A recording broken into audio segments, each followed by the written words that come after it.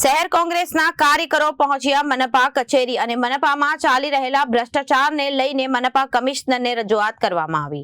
ભ્રષ્ટાચારના મુદ્દે મ્યુનિસિપલ કમિશનરે શહેર કોંગ્રેસ દ્વારા પાઠવવામાં આવ્યું આવેદનપત્ર અને મહાનગરપાલિકામાં પીપીપીના ધોરણે ચાલી રહેલા ભ્રષ્ટાચારના મુદ્દે રજૂઆત કરવામાં આવી હતી।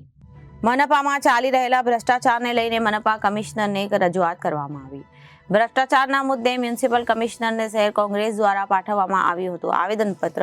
મહાનગરપાલિકામાં પીપીપીના ધોરણે ચાલી રહેલા ભ્રષ્ટાચારના મુદ્દે રજૂઆત કરવામાં આવી। પીપીપીમાં બિલ્ડરો સાથે ભાજપ દ્વારા ભ્રષ્ટાચાર કરવામાં આવી રહ્યો છે। ઇન્દ્રનીલ રાજગુરુ વર્ષોથી નાના માણસો એક મકાન બનાવીને બેઠા હોય છે, પરંતુ વૈકલ્પિક વ્યવસ્થા કર્યા વગર ઝૂંપડું પડવું ન જોઈએ। ઇન્દ્રનીલ રાજગુરુ ભાજપનો ભ્રષ્ટાચાર અટકવાનું અમે નક્કી કર્યું છે, ઇન્દ્રનીલ રાજગુરુએ કહ્યું હતું।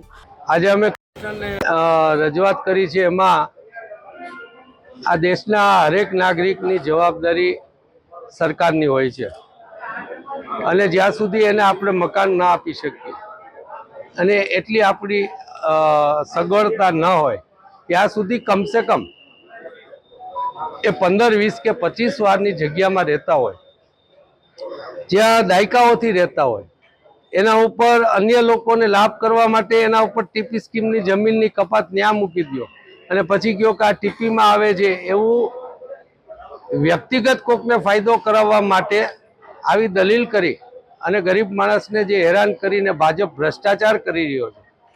તદુપરાંત પીપીપી યોજનામાં જ્યાં લોકો મકાન દેવા નથી માંગતા ત્યાં કોર્પોરેશન નોટિસ મોકલે, એના માલિકીનું મકાન છે।